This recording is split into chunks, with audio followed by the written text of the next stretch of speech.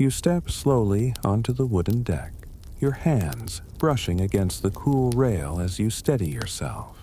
The air is sharp and clean, carrying the faint salt of the sea, and the boards beneath your feet still hold the dampness of night.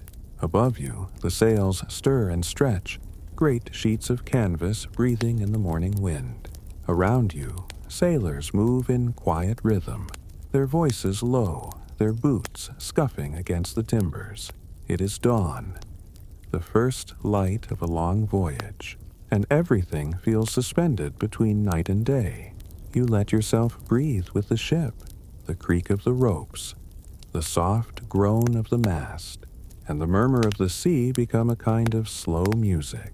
Nothing is hurried here. Even as the crew prepares to leave the safety of the harbor, there is no rush, only steady motions, practiced hands, and the calm certainty that the ship has done this many times before. And perhaps, in this moment, you give yourself permission to linger, to stay for at least 3 or 4 minutes, letting the rhythm of this world sink in. Because a voyage, like a story, is never meant to be swallowed in one quick glance. It unfolds page by page, quietly, patiently, the way an old diary reveals its secrets when you turn its yellowed leaves one at a time. You hear the bells ring softly, a signal across the deck. Somewhere nearby, a sailor pulls a rope with a slow, careful tug. Another adjusts the lines, securing them against the rail. The sails, heavy and stiff, catch more of the wind.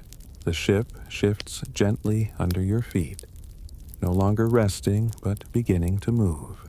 You can feel it in your bones, that subtle change, the difference between stillness and motion. And in the midst of this calm, the ship seems to whisper to you, an almost invisible request. If you find comfort in this slow unfolding of history, remember that you can return again and again. Subscribe so that the next voyage will always be waiting for you. Leave a like, as though carving your initials quietly into the wooden rail. Or, if you wish, drop a comment, like a small message tucked into a bottle, left to float across the sea for others to find. These gentle marks keep the sleepy histories alive, and they help me bring you more voyages, more drifting chapters, more quiet nights like this. The request passes like a breeze, soft and unobtrusive, and you are left once more with the deck beneath your feet and the endless horizon stretching before you. You notice the sky brightening. The line between ocean and heaven begins to blur. The orange glow of dawn spreading across the water like spilled paint. The sails billow larger now, their shadows stretching across the deck. A gull calls somewhere overhead, its wings flashing white as it circles, as though curious to see the ship depart. You wander a little further along the deck. The planks creak beneath your steps, and you pause to touch the railing, rough and splintered from years of use. Everything here carries the marks of time. Ropes frayed from salt and strain, barrels scarred from long journeys, lanterns dulled by smoke. Yet none of it feels broken. It feels lived in, sturdy, and ready to endure the long weeks at sea. A sailor passes you, nodding politely, his eyes still heavy from the short sleep he managed before his watch began. He carries a coil of rope on his shoulder, the weight shifting with his step. Another sailor hums a tune under his breath, some old song of harbors and home. You realize how human this great machine of wood and canvas really is, every part of it dependent on hands and voices and the endless patience of the men who live here. You close your eyes for a moment, listening only to the sea. The waves brush gently against the hull, steady and reassuring. The ship rocks ever so slightly, like a cradle, and you feel the rhythm settling into your body. The world beyond, the shore, the town, the lives left behind, begins to fade. Here, there is only the horizon, the journey, and the quiet passage of time. It is easy, almost too easy, to drift in this stillness, to imagine that you could remain here forever, leaning against the rail, watching the sails stretch and the water shimmer. The sun climbs a little higher, spilling gold into the ripples. The sailors move about their work, voices low, feet measured. The ship begins to point away from the harbor, its bow turning toward open water. You think again about the request you heard earlier, the gentle reminder to stay, to watch for a few minutes longer, to leave behind a soft mark if you feel at home here.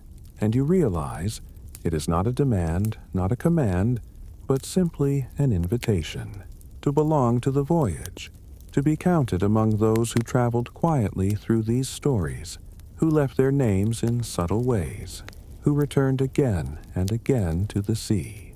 As the ship gathers speed, you feel the harbor falling behind. The sound of gulls grows fainter. The outlines of land blur in the distance. Ahead, the horizon stretches wide and endless, a promise of days yet to come. The air tastes cleaner, fresher, carrying nothing but salt and wind. You hold on to the rail a little tighter, feeling the thrum of life beneath the wood. This, you realize, is only the first step, a beginning, soft and unhurried, the calm before long days and uncertain nights. You breathe it in, letting the moment sink deep, knowing that in time the voyage will carry you through storms, calms, sickness, discipline, and discovery. But here, in the fragile light of dawn, everything feels simple. A ship, a sea, and the quiet promise of a story waiting to unfold. So you stand there, steady as the deck rocks beneath you, watching the sails bloom against the morning sky, listening to the sea breathe around you, and allowing yourself to drift gently, slowly, into the voyage ahead. You leave the open deck behind and carefully descend the narrow, wooden steps into the belly of the ship. The light changes instantly. Above, the dawn was spreading wide across the sea, but down here the air is dim, filtered only by the faint flicker of lanterns swaying on their hooks. The smell greets you before your eyes adjust. Damp wood, tar, smoke, and the faint sharpness of salt that has seeped into every board. It is not unpleasant, but it is heavy, close, a reminder that this space is shut away from the free air above. You walk slowly along the narrow passage, feeling the beams low above your head, your shoulders brushing the sides. The ship groans faintly around you, the sound of water pressing against the hull. Every now and then, a rope creaks, or a loose nail taps against the timber with the motion of the waves. It is like stepping into the ribs of some vast wooden creature, alive and breathing, carrying you through the ocean. As your eyes adjust, you see hammocks strung close together, one after another, swaying with the rocking of the ship. Some are empty, their canvas slack, but others hold sleeping sailors, bundled in blankets, their faces half hidden, their breath slow and steady. There is no privacy here. Every inch of space is used, every corner claimed by rope, barrel, chest, or hammock. You realize how tightly these men live, their whole world reduced to a few planks above their head and a thin cloth beneath their back. You pause beside one hammock, watching the way it swings gently. The sailor within stirs, turning in his sleep, mumbling something you cannot make out. His hand falls over the edge, rough and calloused, fingers twitching as though they dream of ropes and knots even while at rest. Another sailor snores loudly from a few feet away, the sound mingling with the groaning wood and the muffled slap of water outside. Together it becomes a strange lullaby, steady and monotonous, the kind of sound that could cradle you into sleep if you let it. The lantern light casts shadows across the beams, flickering with each sway. You notice how low the ceiling is. You cannot stand tall here. You must bow your head as you move, always aware of the cramped space. The air feels warmer than on deck, filled with the closeness of so many bodies. The smoke of lamps, the faint sourness of damp clothes drying in the dark. Yet despite this, there is a kind of comfort. The hammocks sway together like rows of cradles, the ship itself rocking them all as one. You imagine what it must be like to live down here for weeks, for months, never far from another's breath, another's footsteps. Privacy vanishes, and yet companionship grows in its place. Every laugh, every cough, every whispered story becomes part of the rhythm of life. You hear the murmur of voices now. 2 sailors awake, speaking softly in the shadows. Their words are low, carrying tales of home, perhaps, or memories of a port far away. You cannot hear clearly, but the tone is enough. It is the sound of people holding on to their humanity in the middle of endless water. You move past a stack of barrels, their sides stamped with faded markings. These hold the ship's provisions: water, ale, salted meat, hard bread. Some are lashed tightly in place with rope, for even the smallest shift could send them rolling dangerously across the floor. Between them sit smaller chests and bundles, sailors' personal belongings: a worn cap, a folded letter, a little wooden carving smoothed by many fingers. These are treasures in a place where there is almost nothing else to call one's own. The ship rocks slightly, and the lantern swings on its hook. Its light washes over the walls, and for a moment you see everything clearly. The hammocks in neat rows, the barrels lined like soldiers, the sailors breathing steadily in their sleep. It feels like another world compared to the open deck, a secret chamber hidden within the ship's wooden heart. And in this quiet, you think again of the slow unfolding of history, just as you lingered on the deck for minutes, letting the voyage begin in your mind. Here, too, it asks for patience, to sit with the creak of the beams, the rhythm of hammocks, the low voices in the dark. You tell yourself, if I remain here for 3 or 4 minutes, the picture grows clearer. The ship becomes real, and the past feels close enough to touch. Once more, the story itself seems to offer you a gentle reminder. If this wandering through history brings you calm, remember that you can always return. Subscribe, so you may come below deck again whenever you wish. Leave a like, a quiet tap, as though marking your presence on the beam above your hammock. Or write a comment, like a story whispered in the dark, to join the chorus of voices that pass through these voyages. Each small gesture helps keep the sleepy history alive, so that more journeys can unfold. The whisper fades, leaving only the soft sounds of the ship. You look again at the sailors around you, men suspended in cloth, trusting their weight to ropes, their lives to wood. Some shift, others sigh. One scratches at his beard, half awake, then turns over and settles again.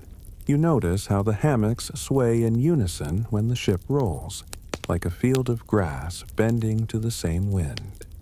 The air grows warmer the longer you stay, the closeness of bodies and the dim light pressing in. But instead of discomfort, you feel a kind of drowsiness settling over you. The monotony of the sounds, the steady rocking of the ship, the soft flicker of the lantern. All of it weaves together into something almost hypnotic. You understand why sailors speak of the sea as a lullaby, why sleep comes quickly here despite the crowding, despite the damp. The ocean sings through the wood, and the ship hums its own harmony. Life below deck is not glamorous, not spacious, but it has its own rhythm. its own kind of peace. You step carefully among the hammocks, moving toward the far end of the space. The boards creak beneath your feet, and the lantern's flame flickers with each step.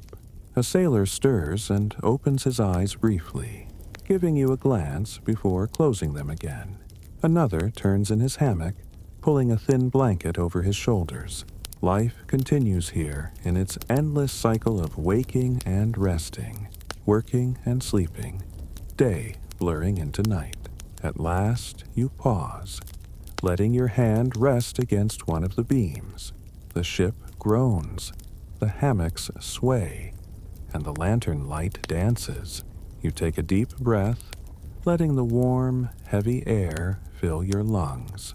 This is life below the deck, close, crowded, but steady, carrying its own quiet lullaby. And in that lullaby, you begin to drift further into the voyage, deeper into the history, one slow moment at a time. The ship sways gently as you step back toward the main deck, leaving behind the dim lantern glow of the lower quarters. Up here, the air feels fresher, though the morning is already beginning to grow brighter, the light bouncing off the water in shimmering ripples. Around you, the crew is settling into their rhythm, each man knowing where to stand, what to carry, what to pull. It is less like chaos and more like a slow, practiced dance. You notice how every hour of life aboard the ship is marked by duty. There are no days of leisure here, no hours left empty.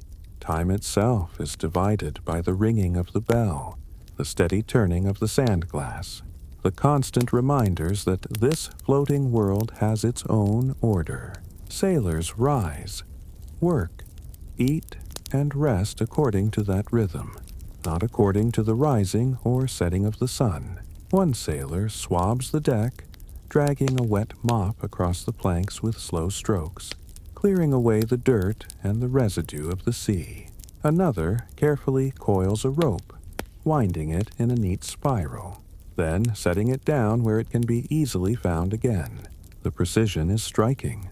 Nothing is ever left carelessly. Ropes, tools, and supplies are always returned to their places, for one moment of confusion during a storm could mean disaster. Near the bow, two men work together to scrape the salt from the rails, their knives clinking softly against the wood. A boy no older than 12 scurries across the deck carrying a message, his bare feet slapping against the planks. He pauses to glance at you curiously before darting down the steps again. The rhythm of daily work seems endless, yet it is steadying. The ship breathes through the motions of its crew. The sails must be trimmed, the ropes checked, the masts inspected. Even the smallest chore becomes a thread in the larger fabric of survival. To neglect one task is to risk the whole. You stand quietly, watching the routines unfold. The morning air carries the sound of men calling instructions, their voices blending with the creak of wood and the slap of waves. The ship itself seems to hum with life, every part of it maintained by constant, careful hands. And as you watch, you remember the way this story has unfolded. Slowly, steadily, one page after another. It is not the kind of tale that rushes toward an ending. It asks you to remain, to stay with it a little longer, perhaps for 3 or 4 minutes, perhaps more.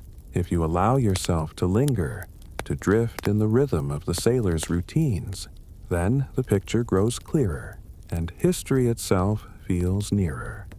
In that calm, another gentle thought drifts through you. If these slow journeys bring you comfort, remember to subscribe so you can step aboard whenever the sails rise again. Leave behind a like, as though etching your initials into the railing where others may find them. Or write a comment, a quiet note, as though slipping a folded letter into the captain's chest. These little gestures keep the sleepy voyage alive, and they help me bring you more stories to wander through. The request fades, as soft as the sea breeze. And once again, you are left with the steady routines unfolding around you. The bell rings, its clear tone carrying across the deck. A sailor flips the sand glass, watching the grains fall as time is measured out. The sound of the bell is not loud, not harsh, but it holds weight. Everyone hears it, and everyone knows what it means. Time here is not an invisible current. It is a measured thing, tangible, felt in the shifting of duties, the changing of watches, the rhythm of work and rest. You move slowly along the deck, passing men bent over tasks. Some sew torn sails with heavy needles and thick thread, their hands quick and practiced. Others repair ropes, fingers twisting and knotting with skill born from repetition. The ship depends on these constant labors, for the sea allows no weakness, no neglect. A sailor pauses to sharpen a blade, the rasping sound echoing faintly against the wood. Another wipes sweat from his brow, though the day is still young. Everywhere you look, there is motion, not frantic, not hurried, but constant, like the beating of a heart.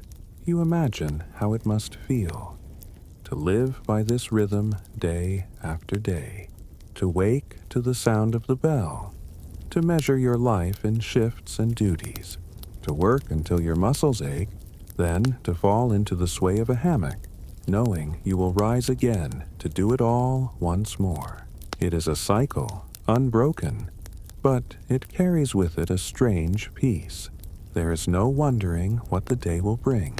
The day will always bring the sea, the work, the steady tasks that keep the ship alive. The sun climbs higher, and shadows shorten across the deck. The sailors continue their chores, unfazed by the heat or the repetition. You realize that this is what it means to be part of the voyage. Not to chase excitement, not to fill every moment with novelty, but to embrace the slow, steady labor that carries the ship across the endless water. As you lean against the rail, watching them, you feel yourself swaying gently with the motion of the sea. The chores blur into one another. The swabbing, the coiling, the sewing, the scraping, they merge with the creak of the ship and the hush of the waves, becoming part of the lullaby of life at sea.